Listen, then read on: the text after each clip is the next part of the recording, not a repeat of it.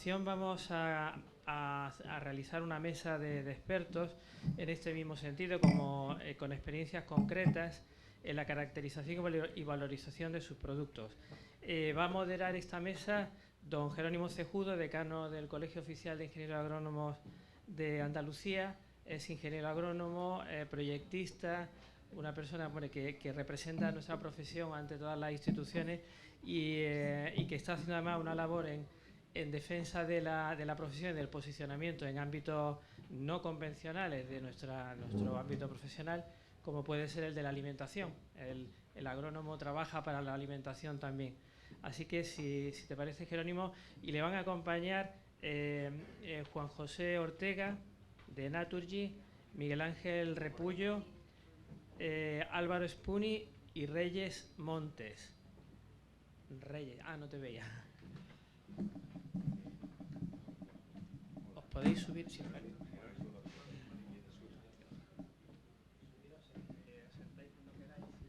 Bueno, muchas gracias. Ante este bloque temático, como acaba de ver, aquí no se tira nada, porque todo tiene un valor enorme, ¿no? ¿Qué tal?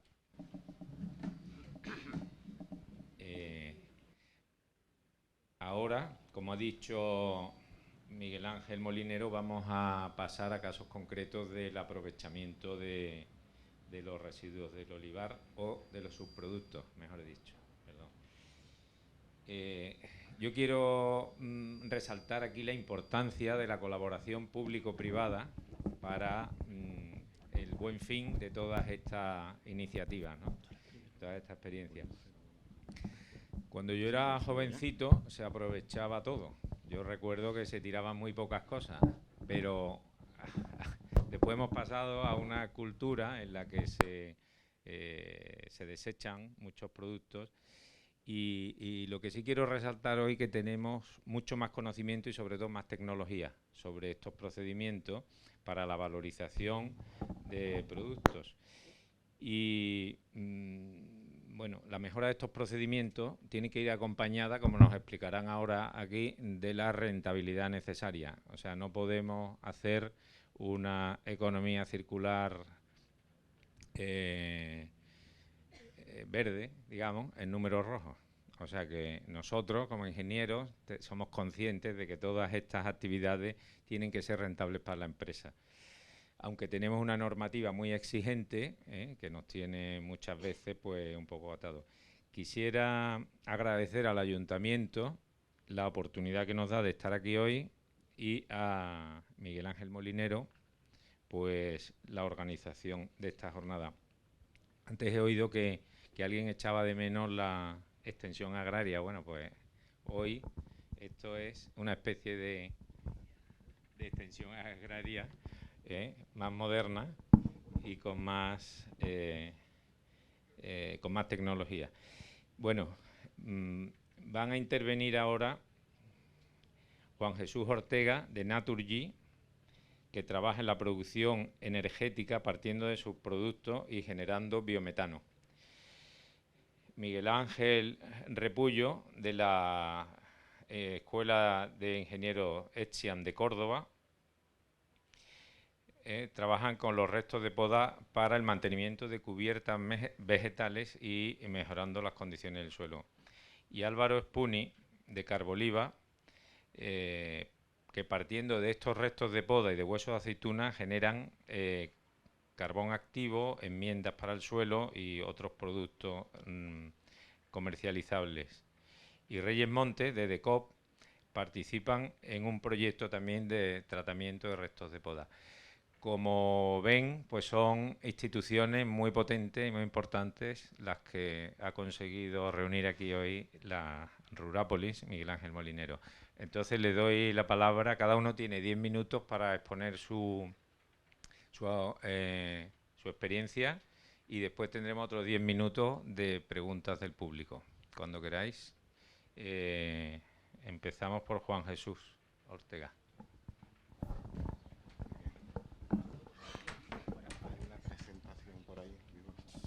Hola, ¿se me escucha? El mando está aquí, ¿no?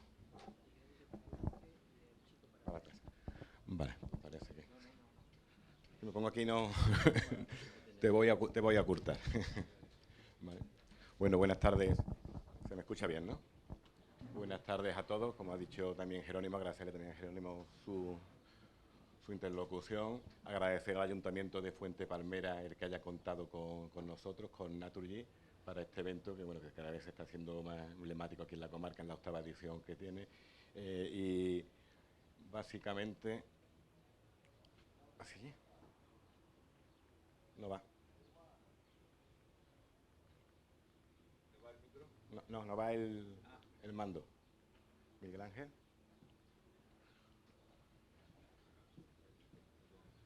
Técnico.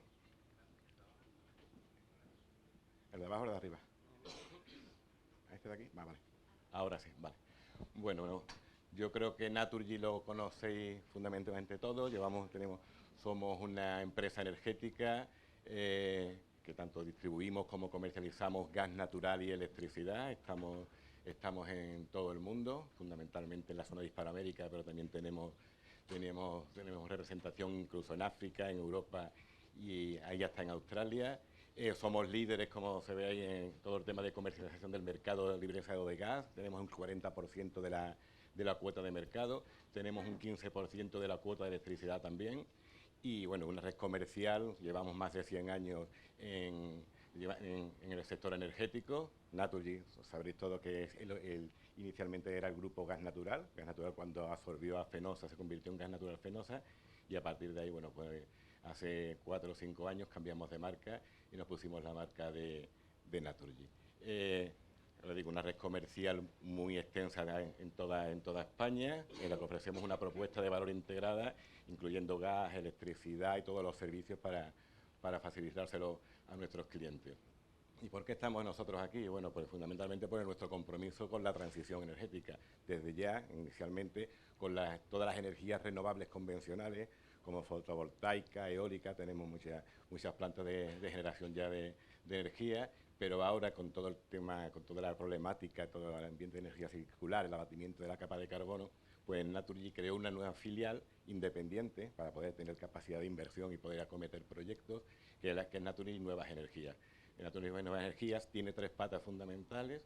Ataca la movilidad, toda la movilidad sostenible, todo el tema de vehículos pesados, con electricidad, con gas natural.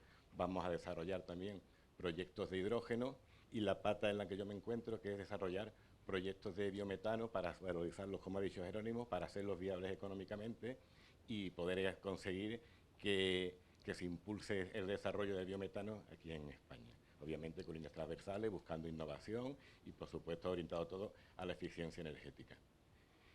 ¿Y por qué está gas natural metido en la energía circular? Por todo lo que he dicho, y además porque el gas renovable, el biometano, es el mayor contribuyente a todo el proceso de energía económica circular. Además está alineado con los objetivos de la Ley de Transición Energética y Descarbonización. Es una energía renovable, como hemos dicho, pero muy versátil. O sea, lo bueno que tiene el biometano, el gas natural verde, es que se puede aplicar en movilidad, en transporte, en el sector industrial, en el sector comercial y en el sector doméstico. Y además puede acometer procesos donde la electrificación es mucho más complicada a acometer, como es el transporte puede ser o los procesos industriales, ¿vale? Por supuesto, el origen también de gas natural es porque ya tenemos una amplia infraestructura de gas natural, que es con el que le damos suministro a nuestros clientes, ese gas natural fósil, y el objetivo fundamental del gas natural no es sacar, obviamente tienen que ser rentables los proyectos, pero no es sacar un beneficio económico de esa obtención del biometano, sino que ir paulatinamente sustituyendo ese gas natural fósil, que nos llega fundamentalmente a la de Argelia, por este gas renovable que es el biometano. Y por supuesto, en este proceso de energía circular, bueno, pues hacemos una evaluación óptima de la gestión de los residuos para producir fertilizantes orgánicos, quitarnos la problemática de los fertilizantes químicos, y está focalizado pues todo en el ambiente, por eso estamos aquí, siempre una riqueza de empleo sobre todo en el sector, en la comarca. Son proyectos muy puntuales, muy focalizados en zonas donde aquí el Valle del Guadalquivir, que después lo veremos, pues tiene un potencial muy importante. Por todos esos motivos, por el tema medioambiental, socioeconómico, sostenibilidad y energía renovable, esos son los motivos por los que está gas natural incluido en estos proyectos. Pero yo te digo, fundamentalmente, por ir sustituyendo ese gas natural fósil que tenemos actualmente por nuestras redes, irlo sustituyendo por el biometano. ¿En qué consiste en realidad un proyecto de economía circular? O sea, es muy sencillito, hay muchos técnicos que lo han estado explicando ya, pero nosotros, nuestro proyecto empieza en la gestión de la materia prima. Vamos a empezar a buscar residuos, subproductos, materia prima, nosotros vamos a llamarlo materia prima, para ni llamarle residuos ni llamarle subproductos, que pueden venir de vertederos, residuos sólidos urbanos, lodos, residuos ganaderos, agroalimentales. A partir de ahí, esos residuos, esa materia prima, la metemos en unos digestores cerrados, entonces por eso optimizamos también todo el tratamiento de los residuos. Esos digestores producen un biogás y un digerido, que después tendremos que también valorizarlo.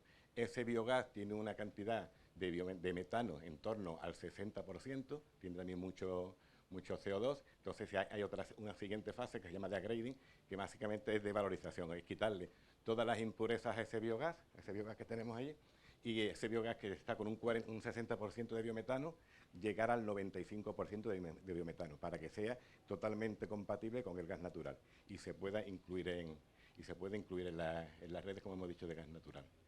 Nosotros, lo voy a pasar como tenemos 10 minutitos nada más, entramos en toda la cadena de valor. En el punto 1 hay plantas en las que ya disponen de ese biogás y lo que hacemos es conseguir ese biogás y valorizarlo para conseguir el biometano. Podemos ir un paso más, que es tenerlo, que nos faciliten los residuos y nosotros producir ese biogás para convertirlo en biometano. Y la cuadratura completa es que el proyecto que estamos haciendo nosotros de economía global, pues entrar incluso en Naturgy, está también entrando ya en la búsqueda de la materia prima, del residuo, hablando con todos los actores involucrados en este tema, para hacer un proyecto técnicamente rentable. ¿Qué es lo que da gas natural? Pues precisamente lo que hace es eso, pues viabilizar el proyecto, conseguirlo, hacerlo rentable, después conseguir permisos, hacer el proyecto, construirlo, operarlo, mantenerlo y después entregar el gas natural a la red.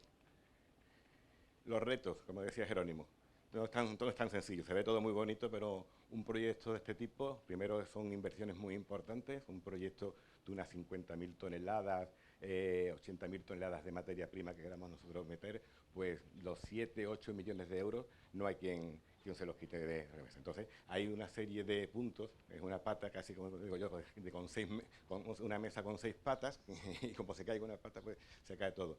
Tenemos que tener garantizado la materia prima, todo el residuo que podamos disponer de ello. Es fundamental también tener una muy buena ubicación de la planta, para tener en un entorno en que tengamos los residuos la materia prima cerca, para que en entorno de 25 o 30 kilómetros, si nos pasamos de esa distancia, pues ya por todo el tema de transporte, abatimiento de carbono por el transporte, es más complicado.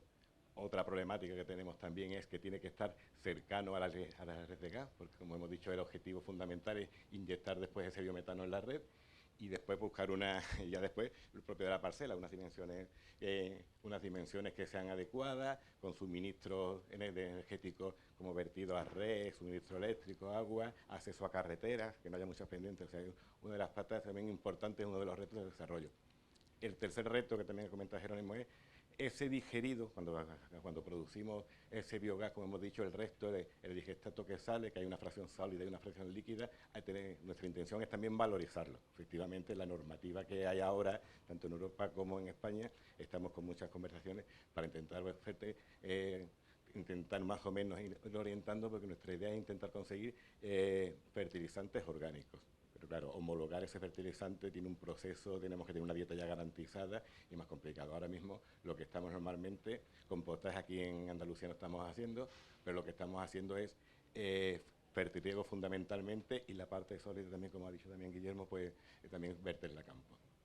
Esa también le tiene un valor añadido, esa depuración que hemos dicho del biogás, que tiene mucho CO2, pues ese CO2 también aprovechamos, no lo metimos a la atmósfera, sino que hacemos un tratamiento para aprovecharlo en la industria alimentaria. La fábrica de refrescos, cerveceras tienen mucha utilidad.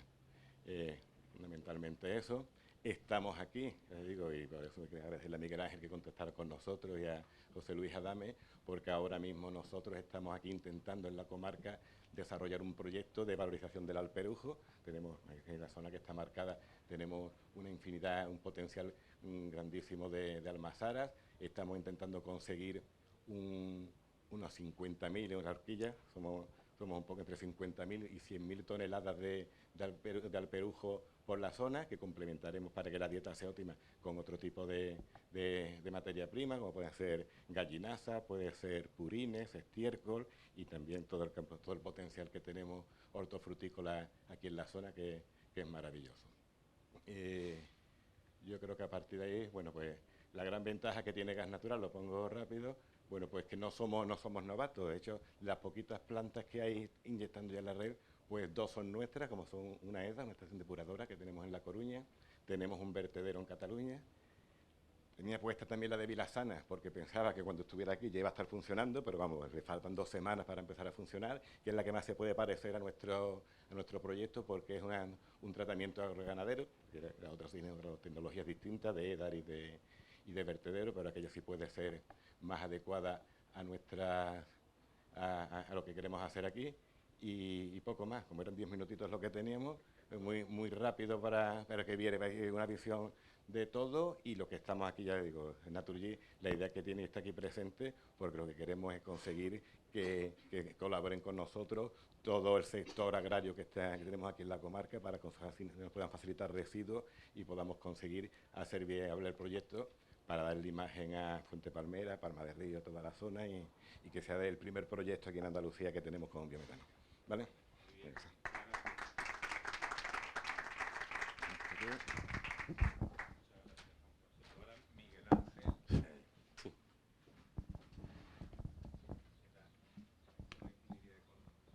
Eso es.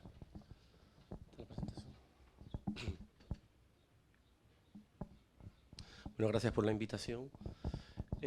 Perdonadme la voz.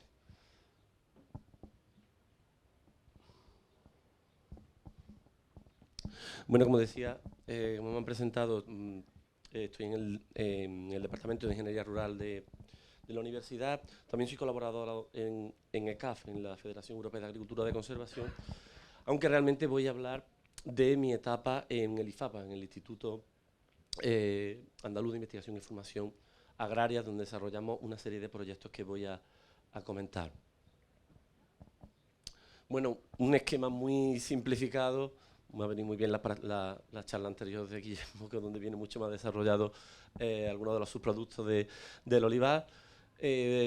Muchas veces hablamos de subproductos del propio campo del olivar, como son los restos de poda, que pueden utilizarse como cubierta inerte.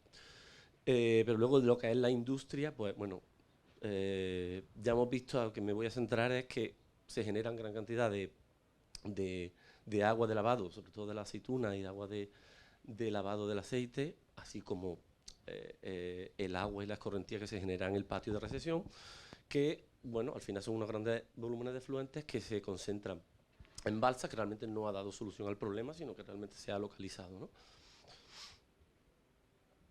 Bueno, con cooperativas agroalimentarias, bueno, entonces FAECA se llevó a cabo un proyecto, un trabajo en colaboración con el IFAPA, también con la empresa Suministro de Servicios del Grupo Federado, en el que se quiso caracterizar cómo son esos efluentes que acaban en las balsas, tanto los generados de la almazara, o sea, del lavado de la aceituna, y de luego lo que es el lavado, las aguas del aceite, de la extracción del aceite, del lavado del aceite. Eso durante la campaña se realizó durante 2 campañas esa caracterización, y luego medida en balsa. Claro, las balsas eran mucho más variables, claro, se concentraba con el tiempo del lagunaje, donde se evaporaba y se concentraba las sales y otra medida. Los principales parámetros fueron, por un lado, nutrientes y parámetros más de tipo agronómico, porque lo que queríamos era aplicar como un fertirriego, y también, bueno, medidas de conductividad, de QO, medidas puntuales de polifenoles, relación de absorción sodio-potasio, incluimos también el potasio en ese parámetro.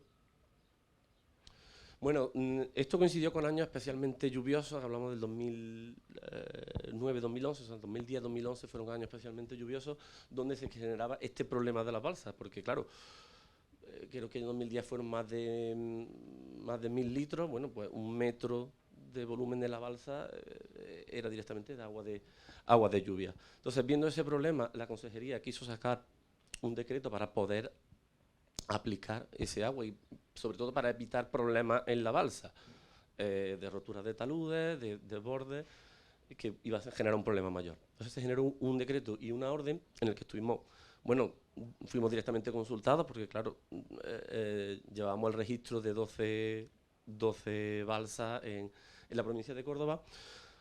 Pudimos incluso intervenir en las restricciones, que no fueran tan restrictivos. En principio, los límites máximos permitidos para su aplicación en campo fueron menores. Dijimos, bueno, creemos que no hay inconveniente, se quedarían fuera muchas balsas, muchas almazaras, podemos subir esos valores.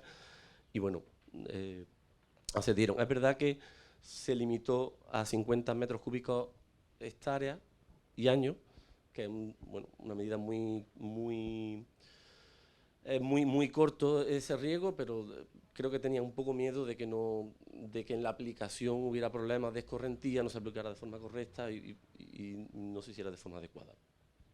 Bueno, realmente era pertinente porque, por ejemplo, el potasio, que hemos hablado de como uno de los principales elementos que podemos encontrar en el agua de la embalsada, pues bueno, la medida media tomada en verano, que fue aproximadamente algo menos de 2 ppm, perdón, de 2000 ppm, bueno, eso aporta equivalente a K2, pues unos 117, o sea, es un fértil riego que estamos aportando una cantidad interesante de potasio. Comparando con los datos que había históricos de 3 fases, eran más el del Pechín, bueno, era medida de la concentración era mayor de 2000, entonces era un poco mayor, pero es una medida interesante como aporte de fósforo, de potasio, perdón. Como medida de lavado de los aceites, que son lo que, bueno, tiene menos variación interanual, sino que depende directamente de la producción y no está tan expuesta a cambios, a fluctuaciones en la balsa de evaporación y tal. Bueno, observamos que en cuanto a la conductividad, bueno, pues en general se encontraron valores, no se ve apenas, 2,5, ¿no? No se ve nada desde aquí. Unos 2,5 de media, claro.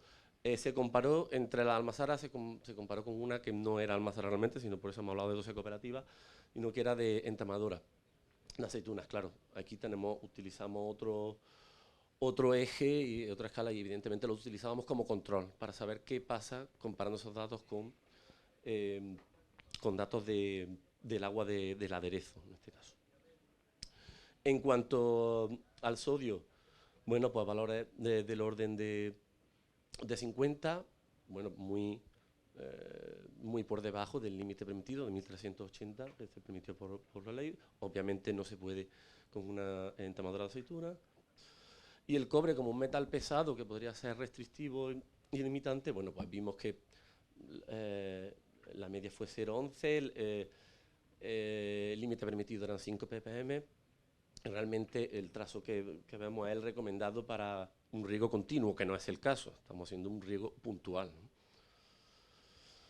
Bueno, luego se aplicó, luego daré datos de cómo evoluciona algunos de los elementos en las balsas en otro proyecto que se le dio continuidad a este. Y bueno, la aplicación en campo directamente ya con agua de la balsa, bueno, fue una dosis bastante mayor que la permitida. Claro, estamos en un ensayo experimental, usábamos una cuba de 8.000 litros y la esparcíamos sobre 10 árboles. Claro, dependiendo del marco, aplicamos algo más o algo menos, pero en torno a 250 metros cúbicos hectárea año es lo que queríamos aplicar, aplicado entre riegos. Medimos el suelo, medimos análisis foliar, si había sobre todo mejora de nutrientes o algún problema de toxicidad por sodio, y cosecha, viendo la producción por árbol.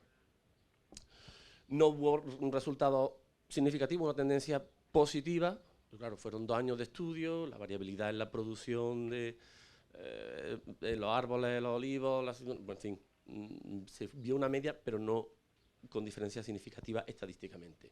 Se le dio continuidad gracias a esta colaboración con la interprofesional del aceite de oliva. Y bueno, ya directamente vimos que teníamos más o menos caracterizadas el agua en la almazara, además se utilizaron de 4 cooperativas del anterior proyecto, entonces eso lo teníamos más o menos caracterizado, tenía menos variabilidad interanual y directamente muestreamos en balsa. Y aplicamos riego ya no solo en campos de olivar, sino pensamos la posibilidad de que fuera en tierra calma, siempre al menos 45 días, 2 meses antes de la siembra. Entonces, bueno, se realizó entre haba y trigo y entre trigo girasol, las rotaciones típicas nuestras.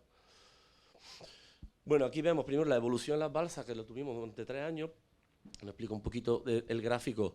En la parte de arriba, con vamos, dirección descendente, lo que quiero mostrar es como la precipitación en azul, mucho más escasa que la ET0, como una medida de la evaporación. Estamos hablando de el tiempo a partir de que termina la campaña, con el tiempo de lagunaje, cómo se aumenta la evaporación y se concentra los residuos y los parámetros analizados.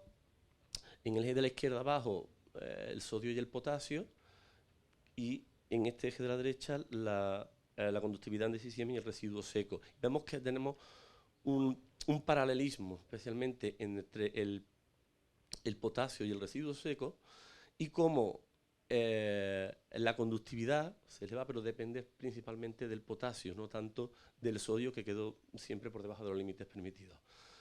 Es verdad que la conductividad, en las últimas medidas bueno, al final del verano, pues, fueron datos de mayor concentración que no se dieron, no se permitía su aplicación en campo en este caso, ¿no? Bueno, como se aplicaron, la dosis marcada en los olivos, como en el anterior proyecto, a cuba de 8.000 litros sobre 10 árboles, o sea, dependiendo del marco, era o de unos 250 metros cúbicos este año o algo más. En tierra calma, pues sí, pues ajustamos la extensión para ajustar la dosis perfectamente. Comparábamos siempre con un control. Datos interesantes en suelo, carbono orgánico y por supuesto potasio. Vemos como en 2 perfiles muestreados a 0,13 y 13,26 centímetros de profundidad, bueno, las barras indican la media y la línea vertical da una medida de la variación del error estándar. Asterisco indica diferencia significativa estadísticamente. Y vemos como, bueno, tras un segundo muestreo, tras un segundo riego, pues bueno, la zona regada tenía significativamente más materia orgánica que el control.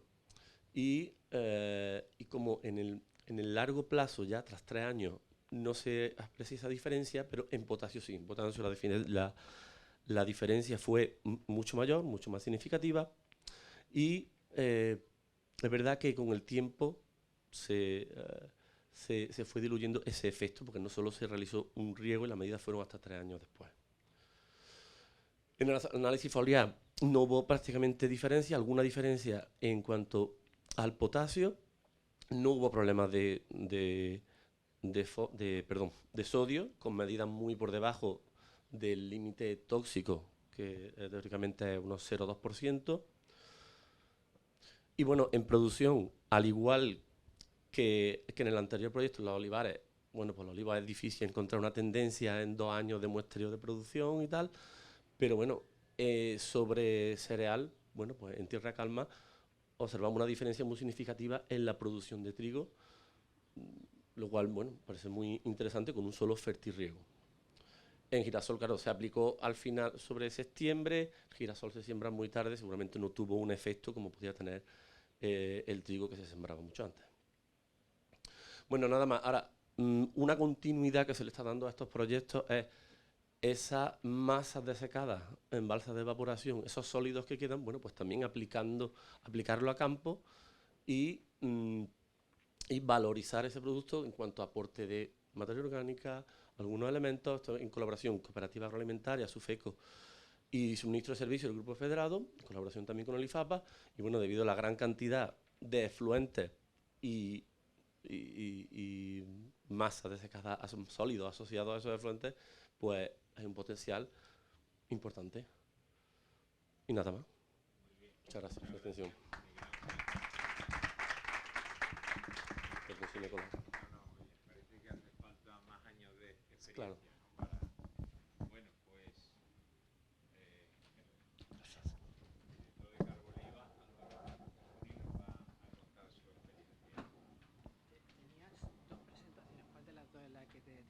Se la he dado yo, sí, sí. Miguel Ángel, ¿qué botón es este? Ese para adelante y este para atrás, este para adelante. Vale. Buenas tardes, muchas gracias Expofare por la invitación y les felicito por la organización y por el esfuerzo que están haciendo cada día, que es denso y que son 5 días que cuando acabe el fin de semana vaya a descansar bien. Bueno, nosotros somos una empresa, no somos investigadores y tenemos, humildemente, pues presentamos el producto en el que estamos trabajando y que creemos que puede ser de interés para la agricultura. Partimos de la aceituna, una obviedad que tiene un 20% de aceite y el resto es el alperujo famoso que tiene una necesidad de tratarse. Eso está compuesto de agua de vegetación, de pulpa, de hueso y un poquito de aceite de resto, por el cual trabajan las extractoras. Hay que entender que ese 80% o se trata directamente cuando se está produciendo, porque se produce solo en 2 meses del año si no llueve, o en 3 meses, y las balsas que se llenen de orujo tienen que estar vacías para el año siguiente para volver a recoger la cosecha. Por lo tanto, es importante que la extractora, gracias a los antioxidantes que lleva dentro el alperujo, permite que se esté extrayendo el aceite durante todo el año sin que haya una gran subida de acidez en el aceite, cosa que con las 3 fases era un problema. Contra 1.800 almazaras ayer se dio un número un poco superior, 50, 60 instalaciones de almacenamiento del orujo y secao. Entonces, una forma de concentrar ese volumen tan grande, que si es una campaña que pudiera haber el año que viene de 1,5 millones de toneladas de aceite, eso serían 6 millones de toneladas de orujo de 2 fases húmedos, que eso contienen casi 4 millones de toneladas de agua que hay que evaporar si se quiere obtener el aceite. Ese aceite significa solo 135.000 toneladas y el consumo interno en España son solo de 20 a 30.000 toneladas, el resto es de exportación. El orujo hay que transportarlo en bañeras porque es muy líquido, lleva... Yo creo, no sé, Guillermo, en lo que tú has analizado, nosotros tenemos sobre 70-72% de humedad en el orujo, que en promedio que reciben la extractora. Se tiene que almacenar, por supuesto, en balsa impermeabilizada, y porque si no el alpechín contaminaría acuíferos y podría ser fitotóxico si se pusiera directamente en el campo.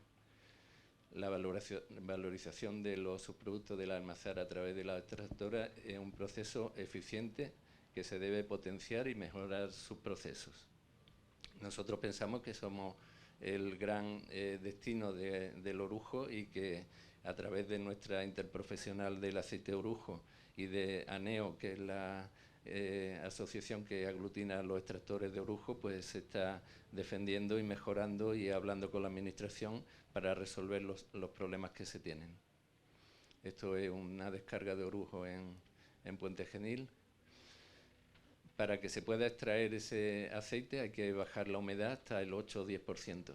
Es decir, que si se trata de una extractora que lo que se dedica es a secar el orujo tal como está, de cada 3 camiones que nos entran, 2 tienen que salir por la chimenea en forma de vapor y 1 es la materia seca que nos queda.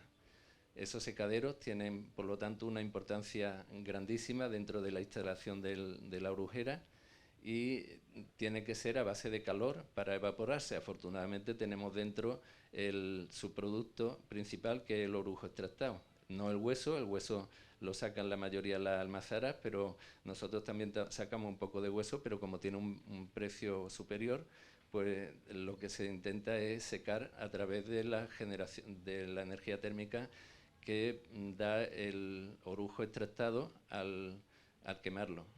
Entonces, la forma de producir ese calor, hay 2 normales, que es la antigua, la tradicional, que es el horno alimentado con el propio combustible orujillo, y también las cogeneraciones de gas natural. Esto es un secadero mucho más corto en el dibujo de lo que en realidad es un tubo largo de unos 30 metros por 3 de diámetro, donde hay un horno de ladrillo refractario donde se introduce el orujillo y con aire se hace una combustión, ese aire caliente pasa a través del secadero, que tiene una serie de paletas que levantan el orujo y lo dejan caer formando una cortina que hace que se vaya evaporando la humedad. Al final unos ciclones depuran las partículas de orujo y sale por un ventilador que está tirando de cola y sale por la chimenea con el producto ya a 100 grados o así. La temperatura que suministra el horno puede ser de 600, 700, 500. Si es cogeneración son con motores 400 y si es turbina 500. Es cuestión de más aire y de más tiempo de permanencia. El hueso y el orujillo. Las dos opciones que hay es la del orujillo, que es la más normal, y en el caso de que no se tenga cogeneración, pues el problema que se tiene y que se está trabajando por parte de Carboliva en solucionarlo, que es que las cenizas del orujillo son partículas muy pequeñas que vuelan y no, esos ciclones que hemos visto antes no son capaces de abatirlas porque tienen muy poca densidad, muy poco tamaño. Entonces eso genera unos penachos que causan alarma y que hay que solucionar si se puede. Hay sistemas de depuración como electrofiltros que abate esas partículas con unas barras que se cargan de electricidad y al pasar las partículas se pegan y se abaten, y si no, pues la cogeneración. Estas son algunas imágenes de secaderos. La otra opción es la cogeneración, que se trata de turbinas o de motores que queman gas natural, generan energía eléctrica y la salida del calor es lo que se dirige a los secaderos y con eso se utiliza esa energía térmica para secar. Hay un régimen especial que regula una rentabilidad del 7% de las cogeneraciones que se empezó en 2005 y luego tenía 15 años de vigencia y luego se prorrogaron 10 años, de forma que alrededor de 2030, si no hay prórroga, pues decaerían. Está habiendo distintos, con los problemas con la guerra de Ucrania y con todo eso, está habiendo desajustes entre la legislación y realmente digamos, esas ayudas que tiene que haber, pues hay falta de seguridad y está habiendo algunos problemas que provocaron que en 2022, 6 meses de 2022, no se estuvo secando. Afortunadamente coincidió con una campaña corta y entonces no hubo repercusión, digamos, en la recolección de la aceituna. Hay 14 orujeras que tienen cogeneración y cada una tiene varios secaderos, de forma que se seca el 40% aproximadamente con cogeneración. El otro 60% se seca con hornos tradicionales. Entonces tenemos que secar ese orujo que es un 80% de la masa de aceituna, y tenemos que hacerlo sin cogeneración porque la cogeneración tiene una vida corta y además tiene la incertidumbre, además no dejan que ya se sumen más instalaciones de cogeneración, o sea que la cogeneración la que está, pero no va a haber ninguna nueva. Ahí aparece Carboliva, que es una instalación de un horno de pirólisis en continuo que calienta ese orujillo indirectamente a través de la pared de la chapa. Es un horno rotatorio parecido al que hemos mostrado antes como un secadero y que tiene la virtud de que al no haber oxígeno dentro del horno, se entra la biomasa y se carboniza. De esa manera se disocia en un syngas y en un carbón. Ese carbón ha evitado que haya ceniza, porque como no llega a quemarse del todo porque no hay oxígeno, pues entonces lo que hace es carbonizarse. Esto es un horno, ahí no se aprecia muy bien, pero esa parte más blanca es la recámara donde estamos volviendo los gases de combustión del syngas que se hacen fuera, se retornan al horno y se alimenta el calor, pero indirectamente a través de la chapa del horno de pirólisis. Estos son pirólisis antiguas, un montón de madera muy bien ordenada, con una rama encima y luego tierra, y se van abriendo huecos alrededor para que entre aire y empiece la combustión, pero luego se van tapando de forma que se carboniza. Muy rudimentario. Las que hay ahora en Extremadura son parecidas. Hombre, tienen, digamos, ya es como un recipiente de hormigón refractario que se llena de madera, pero se tiene que hacer a mano, se llena de madera, se prende fuego por distintas zonas y cuando eso, al cabo de unos días, ha carbonizado toda la madera, pues entonces se vuelve a vaciar, se deja que se enfríe varios días, se vacía y se vuelve a llenar a mano. El objetivo de Carboliva es solucionar el doble problema que tiene el sector del orujo, disponer de energía térmica limpia y económica y valorizar el orujillo, que tiene puntos de precio muy alto, pero también puntos de que tiene un combustible que tiene mucha ceniza y que tiene polvo y tal, y que es difícil de utilizar, y entonces esto es una salida uniforme para ese orujillo que se genera. Se produce biogás, por un lado, un gas de síntesis, y carbón vegetal. Nosotros proponemos al extractor hacer la inversión y operar la planta y mantener la planta, situándole un horno que sustituye al horno suyo de ladrillo refractario tradicional. Instalamos ese horno y le suministramos el calor para que pueda hacer el secado sin necesidad de hacer la inversión en un electrofiltro, que sería la otra opción, que tiene un consumo eléctrico grande y que también genera un lodo de limpieza de los filtros, digamos, que son unas barras que se cargan de electricidad y se van pegando las partículas de ceniza ahí, pero luego para limpiarlo se genera un lodo que puede ser un problema también. Esto tiene la cualidad, al no haber ceniza, que es como si fuera el secado con gases de cogeneración, no hay partículas, prácticamente igual que en la cogeneración. O sea, el contenido en partículas que se garantiza es similar al de la cogeneración. Al estar secando con el propio combustible que está quemando ahora la orujera, pues no estamos incrementando el coste de secado, apenas. Porque estamos diciéndole, tú si estás quemando tanto para evaporar ese volumen de agua grande, pues dámelo a mí, yo lo hago, pero a través de un horno pirolítico. Ese proceso es libre de emisiones, lo hemos dicho, y aquí aparece un valor importante que es un biochar. Se deja de utilizar gas natural y aparece, en vez de ceniza, que no tiene valor apenas, un biochar. Esta opción es muy sostenible porque se genera en economía circular totalmente dentro de la extractora. Estas son briquetas de carbón que se pueden utilizar como sustituto de antracita o de carbón mineral, también como barbacoa y como carbón activo y otros nuevos materiales carbonosos. El biochar se utiliza cada vez más en agricultura como mejora del suelo, como un material muy poroso, con una microporosidad alta, que permite que los nutrientes del suelo se almacenen en esa porosidad y queden ahí. Además tiene la cualidad, lo diremos ahora, que tiene cientos de años de permanencia, o sea, se carboniza y se queda hecho una piedra. Pero tiene esa porosidad que el suelo aprovecha para almacenar agua, que es muy importante, y para almacenar microorganismos.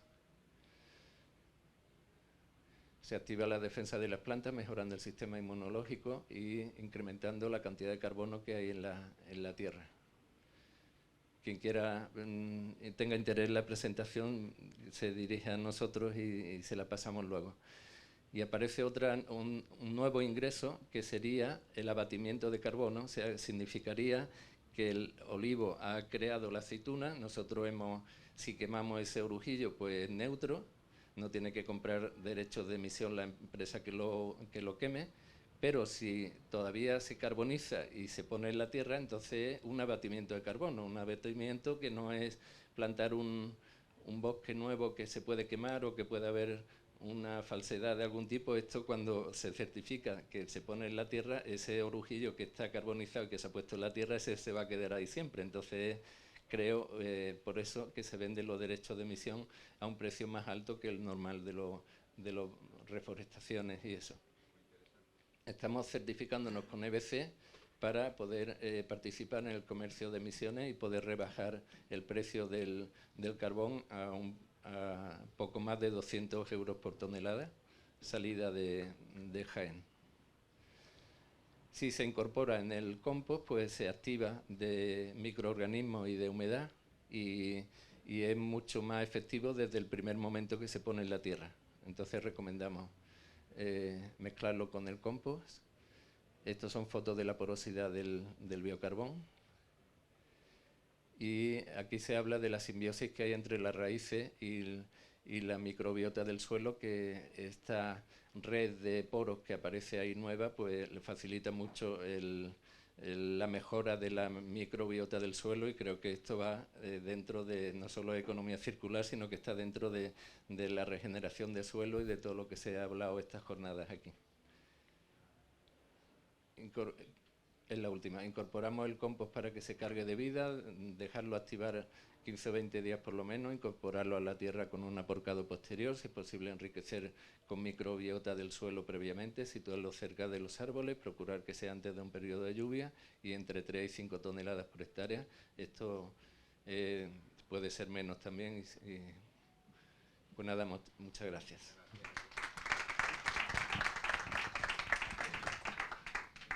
Disculpa, pero nos han dado un horario que es al límite de...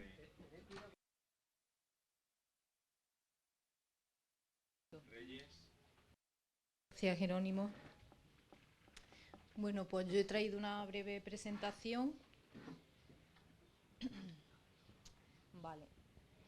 Antes de nada, agradecer a los organizadores de Expofare, contar con DECOP para compartir con vosotros uno de los proyectos que llevamos a cabo en nuestro departamento de I+D+I de DECOP, junto con el Campus de Excelencia Internacional Agroalimentario, el CIA3,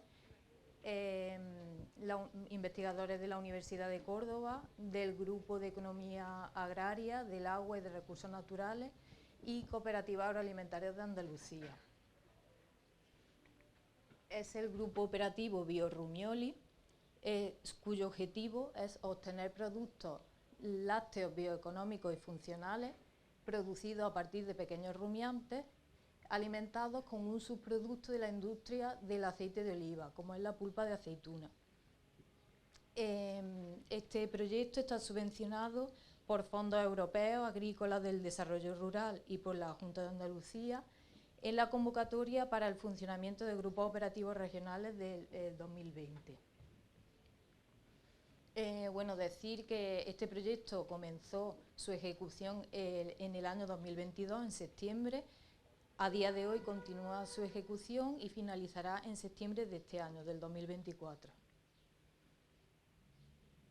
Como ha introducido anteriormente Guillermo del Instituto de la Grasa, el sector del olivar genera grandes cantidades de sus productos. Entre ellos, bueno, se generan más de 4 millones de toneladas anualmente de alperrujo en la fase de almazara. Esto, unido al coste elevado actual de las materias primas para piensos animales, nos hace pensar que el uso de la pulpa de aceituna como sustituta de materias primas convencionales es una buena alternativa para ayudar a reducir los altos costes, así como el impacto ambiental que genera la acumulación de estos subproductos. La estrategia de este proyecto es la suplementación en la dieta de, bueno, lo primero es la revalorización de la pulpa de aceituna, suplementándola a la dieta de pequeños rumiantes, en concreto cabras de la raza murciano-granadina, y obtener productos bioeconómicos y funcionales como se van a elaborar quesos frescos y yogures, con una mejora en el perfil lipídico debido al aumento en ácido graso insaturado. Por tanto, se pretende aplicar la bioeconomía circular en el binomio olivar y caprino de leche, aumentando la competitividad y sostenibilidad en ambos sectores. Para ello se han llevado a cabo una serie de actuaciones. Lo primero, pues, se ha llevado a cabo la caracterización de la pulpa de aceituna, química, funcional y nutricionalmente, frente a otras materias primas, y el diseño de piensos.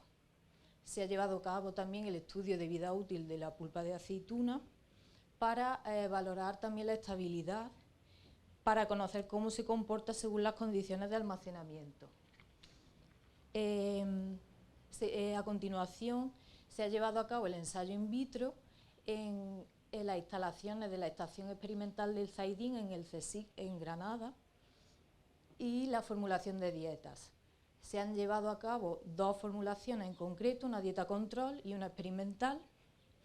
Se han incubado a distintos porcentajes de inclusión de la pulpa de aceituna, del 0% al 20%, empleándose 12 cabras dotadas de cánula ruminal para incubar en sacos de nylon peles de pulpa en el interior del rumen, lo que nos ha permitido conocer la cinética de degradación ruminal del pellet de pulpa de aceituna. A continuación pasamos a la fase el ensayo in vivo en cabras en lactación. Estas dos dietas diseñadas pues se han aplicado esta dieta convencional en lote control, con lo que normalmente se alimentan las cabras, y el lote experimental con el porcentaje de inclusión de pulpa de aceituna seleccionado, en torno al 10-15%. También se han llevado a cabo los análisis de leche producida por ambos lotes y pasamos a la fase de elaboración de productos lácteos, quesos frescos, enzimáticos y yogures, tanto del queso control como el queso tratado.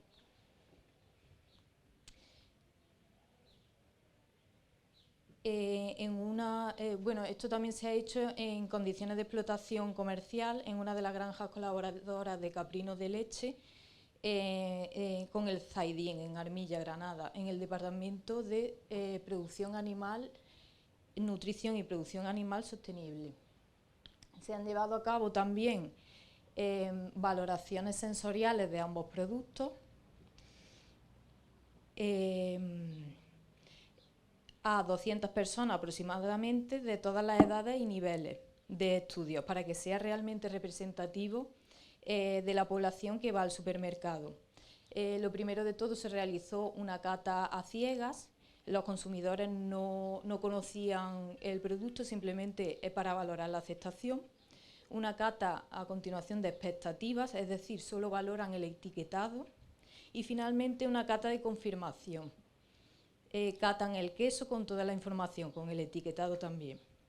Esto es para valorar, una vez que ellos saben que son quesos y yogures medioambientalmente sostenibles, si ello tiene algún tipo de impacto en el precio y en su decisión de compra.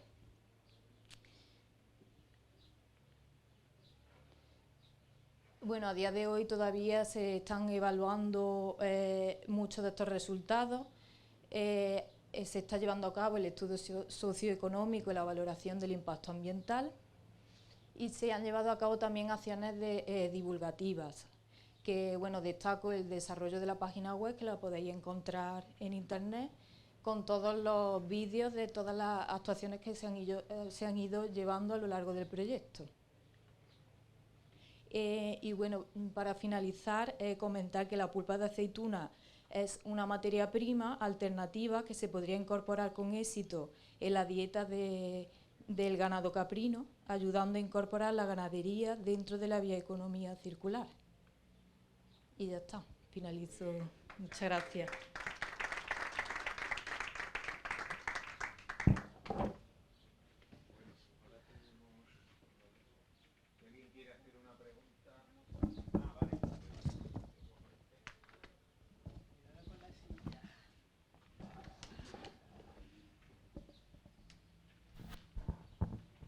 Muy bien, muchas gracias a los ponentes por su generosidad explicándonos todo lo que saben, y por lo que veo va a haber que pelearse por los subproductos, porque aquí hay muy buenas iniciativas para revalorizarlos. Si alguien quiere hacer alguna pregunta, tenemos un micrófono ahí preparado. ¿Sí?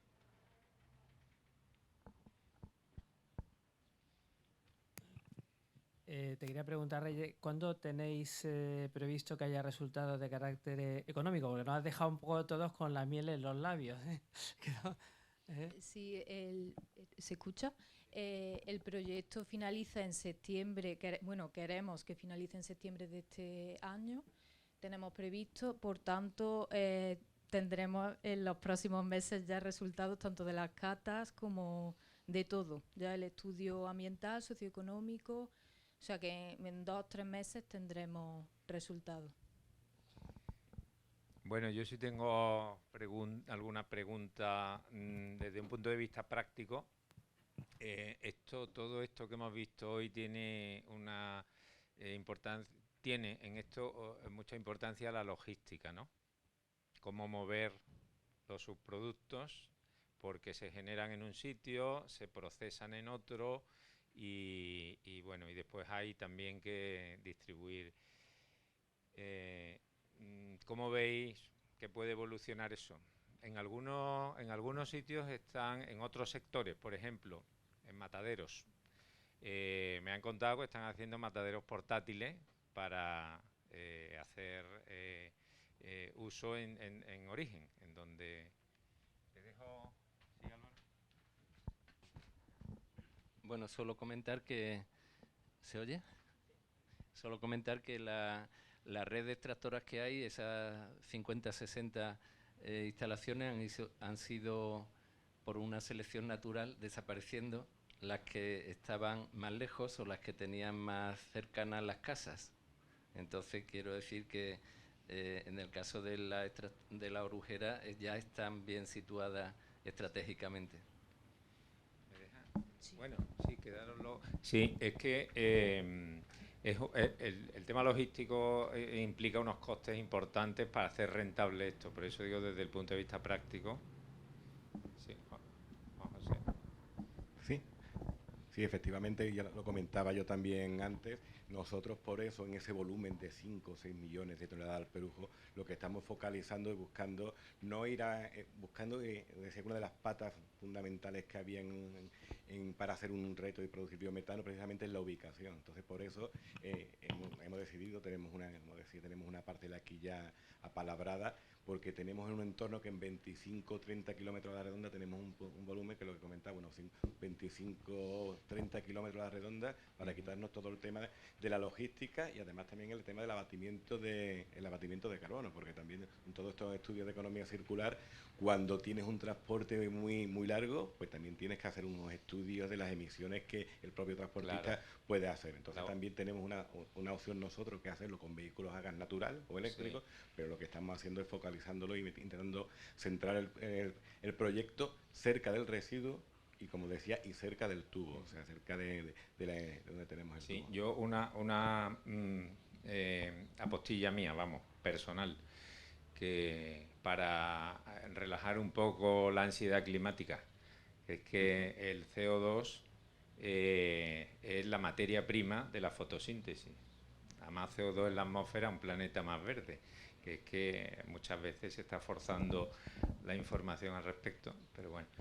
¿Y qué papel crees tú que tiene el biometano próximamente? Hombre, próximamente, vamos a ver, esa es la idea. Por suerte, aunque en España como siempre vamos un poquito tarde, en Europa hay ya miles de plantas de biometano. Aquí actualmente en España, a día de hoy en producción 8 plantas únicamente inyectando biometano en la red.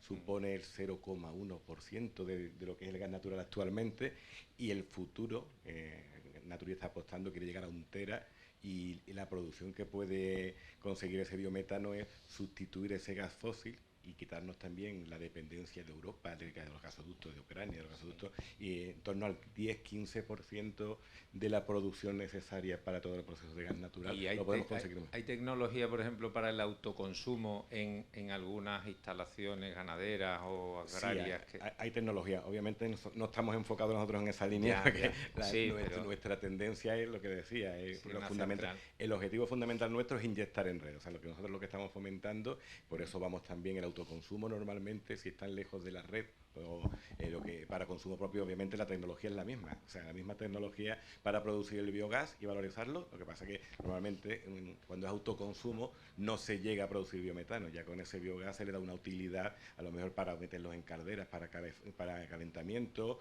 o para producir autoconsumo en energía eléctrica, pero ya digo, la idea es la idea de Naturgy es globalizar e intentar ir paulatinamente sustituyendo las naturales, y por eso también que no sacarle un beneficio económico, porque ahora también hay una tendencia, hay muchos fondos de inversión, porque ahora mismo el biometano, entre comillas, se ha puesto de moda, están entrando muchos fondos de inversión a intentar hacer proyectos y valorizarlos, pero van con un objetivo a corto plazo, a buscar una rentabilidad, y no sabemos después a largo plazo, que entiendo que sí, se quedarán. Pero Naturgy no, Naturgy cuando hace un proyecto es para quedarse, porque es para cuando tengamos el biometano en las redes, no es ni por 20 años hasta que llegue el hidrógeno. Claro, con las inversiones que planteáis no es para corto plazo, estamos sin hablando, duda. Efectivamente. Bueno, yo creo que hay que... Sí, claro.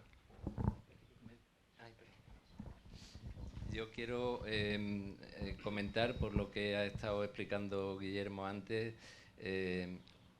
es difícil aplicar en el terreno los subproductos directamente, sobre todo el orujo y entonces el tratamiento que se hace en las plantas de biometano, luego tienen un digestato que se tiene que poner en la tierra. Ese digestato forma parte de esas 6 patas de que hablan, ¿no? Y entonces quería preguntar si eso ahora ya se podría poner en la tierra o cómo, y qué diferencia tiene ese digestato con el alperujo directamente puesto en la tierra, que sería una cosa obvia. Se pudiera poner directamente de la almazara, se extendiera en la tierra, pues resulta que ya es economía circular pura, pero no se puede hacer porque tiene un líquido. Ese líquido, yo pienso que cuando se saca el biogás también sigue estando, el líquido no se hace biogás. Entonces la solución, digamos, para poder aplicar ese digestato en la tierra, ¿se tiene ya? O si podía explicar un poco eso. Efectivamente, cuando en todo el proceso de digestión anaerobia que estábamos hablando, cuando entra la materia prima, el residuo de digestión, sale biogás, pero ahí sigue quedando todo el pozo, todo lo que le llamamos el digestato y el digerido. Entonces, ¿qué estamos haciendo nosotros? En la zona norte, que no es aplicación aquí, lo que se está usando es, bueno, obviamente primero, o se puede aplicar directamente a campo porque las propiedades que hemos sacado del campo las hemos depurado y se puede volver a meter, pero al final es una materia sólida que se puede aplicar directamente a campo, pero no tiene el suficiente poder fertilizante como para aplicarlo. Entonces lo que se suele hacer es separar la fracción líquida efectivamente de la fracción sólida. La fracción sólida en la zona norte sí se están haciendo muchas plantas de compostaje. Además por el tema que tienen también allí, el tema fluvial, todo el tema de lluvias, pues entonces allí para ellos es un problema la fracción líquida también. Entonces la parte sólida allí, nosotros aquí, plantas de compostaje, no estamos planteando nuestros proyectos aquí en Andalucía, porque una planta de compostaje tiene una inversión, y estamos hablando con una planta de compostaje para los volúmenes, estamos hablando del 1,5 millones de euros para hacer un compostaje interesante, entonces no hacemos eso. Entonces separamos, usamos la parte líquida, sí la podemos usar, y aquí sí y lo están demandando con los agricultores que estamos hablando, esa parte líquida que tiene ya aporte de nitrógeno, de fósforo, de potasio, como decía, pues sí la podemos hacer como fertilero, aplicarla al campo, y la parte sólida es lo que estamos ahora en conversaciones. Como decía, la normativa europea está muy cambiante y todo el proceso, realmente lo que queremos ahora es producir. Estamos también intentando llegar a alianzas con empresas de fertilizantes para conseguir un fertilizante ad hoc, o sea, intentar conseguir, oye, ¿qué necesita este agricultor? Pues como te vamos a tener una dieta y vamos a tener también unos productos que sacar, pues mira, queremos un fertilizante que tenga X% de nitrógeno, que NPK, etcétera, etcétera. Pero esa parte, esa es una de las partes que decía, la parte del fertilizante, aunque la Unión Europea actualmente ya está fomentando, dice que va a reducir un 20% todo el tema de fertilizantes químicos, ha hecho una normativa, va a fomentar el tema del fertilizante orgánico, pero está todavía un poquito verde, y nosotros los proyectos, porque se quiere valorizar y estamos dando en nuestros análisis de coste de inversión, estamos hablando de que podemos llegar a conseguir unos 20 euros por tonelada cuando tengamos ese fertilizante, yendo por el rango bajo, pero estamos haciendo las previsiones de 2-3 años vista una vez que esté la planta en funcionamiento, cuando tengamos consolidada la dieta y el producto que va a salir.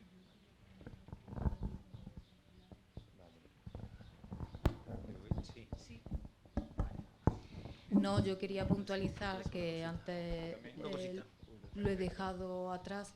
El concepto de bioeconomía circular nos hemos dado cuenta a la hora de hacer las catas a los consumidores que es un concepto totalmente desconocido para la sociedad.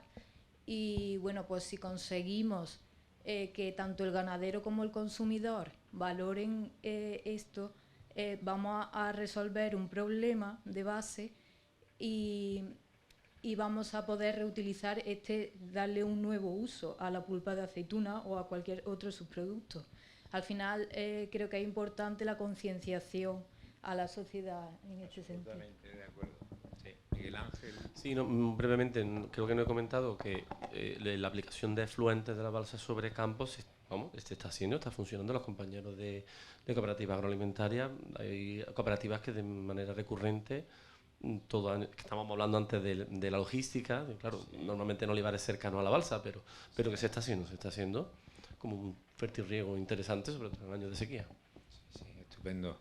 Muchas gracias. Yo, para terminar, quiero dar las gracias por su paciencia a los asistentes, que nos hemos pasado un poco de la hora, y resaltar, ahora que están los tractores en la calle, que llevamos unos meses con protestas no solo aquí, sino en toda Europa, el relato que tenemos que ser capaces de hacer todos en común para que este sector que hace las cosas tan bien, o las está intentando hacer cada vez mejor, con tecnología y con un gran esfuerzo económico, pues sea reconocido, sobre todo a la hora de la normativa que se genere en Europa. Tenemos que tener una voz solvente y que se nos escuche, porque estamos detrás del sector agroalimentario, que es estratégico en cualquier país.